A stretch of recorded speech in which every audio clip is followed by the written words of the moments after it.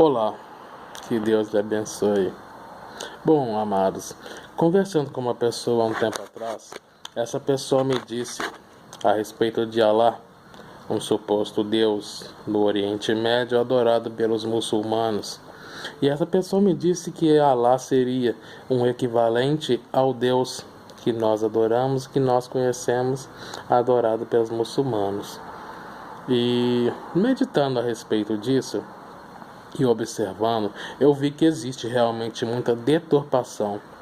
Infelizmente, como diz a própria palavra de Deus, nos últimos tempos as pessoas ouviriam doutrinas demoníacas. E em religiões, por exemplo, pseudo-cristãs, como o Espiritismo, como Testemunhas de Jeová, etc., há uma deturpação, inclusive, da divindade, por exemplo, do nosso Senhor Jesus Cristo, do Espírito Santo de Deus, por exemplo.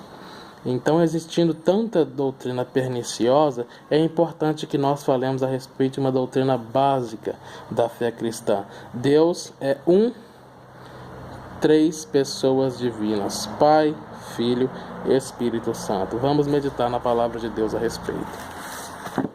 Vamos à epístola de Paulo a Tiago, no capítulo de número 4 e no versículo de número 5. Ou imaginais que é sem razão que a Escritura afirma que o Espírito que ele fez habitar em nós zela com ciúmes dos seus? A palavra de Deus nos diz claramente de sentimentos do Espírito Santo, e ele zela com tal amor por aqueles que pertencem a Deus, aqueles a quem ele ama, que ele sente ciúmes de nós. Vamos meditar em mais uma passagem falando sobre isso. Vamos a Atos dos Apóstolos, no capítulo 5, no versículo de número 3. Então indagou-lhe Pedro: Ananias, por que permitiste que Satanás enchesse teu coração, induzindo-te a mentir ao Espírito Santo, para que ficasse com a parte do valor do terreno? Mantendo-o contigo, porventura não continuaria teu?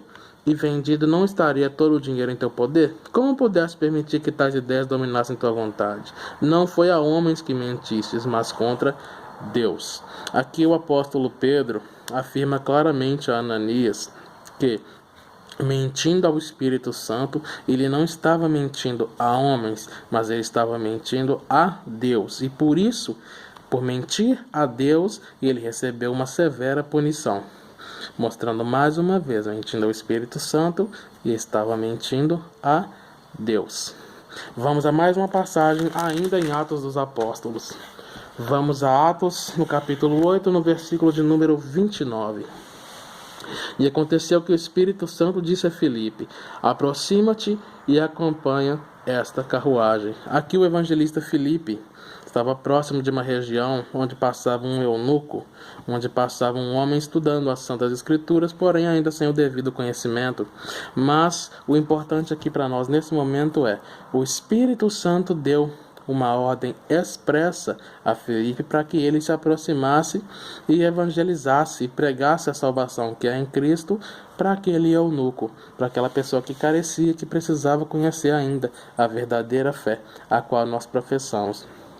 Então, uma ordem, um sentimento e a afirmação clara de que o Espírito Santo é uma pessoa divina, de que o Espírito Santo é Deus.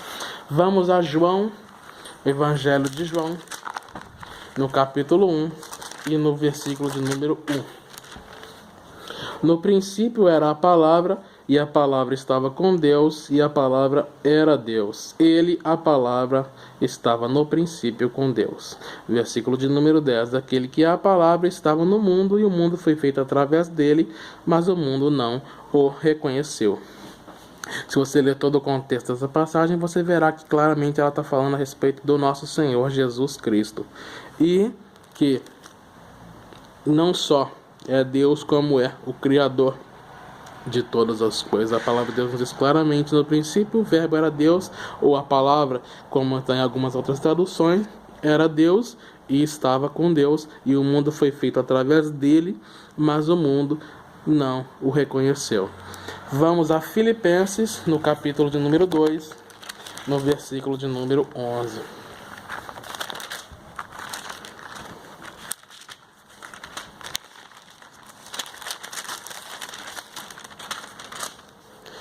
e toda língua confesse que Jesus é Senhor, para a glória de Deus Pai.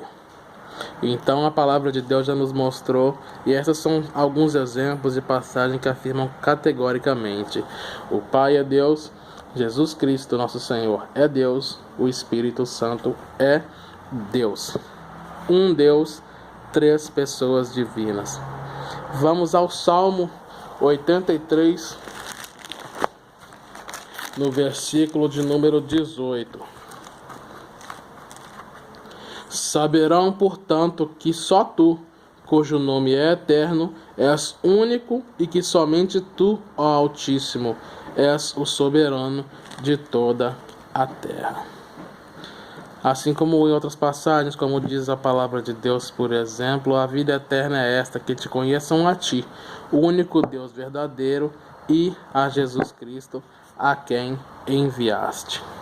Bom, esses são alguns exemplos na palavra de Deus a respeito de quem é o único e verdadeiro Deus e sobre a divindade das três pessoas divinas que são um Deus somente, o único Deus existente, o único Senhor e soberano. Pergunte, por exemplo, a quem a venera e adora Alá, se ele é um Deus que é Pai, se alguém ousa o chamar de Pai, se há um filho nele que veio morrer, ser crucificado para pagar pelos nossos pecados, se ele habita corporalmente a todos aqueles que nele creem. Esse é o único verdadeiro Deus, o Deus da nossa adoração, o Deus da nossa salvação. Que Deus abençoe a todos. A paz do Senhor Jesus.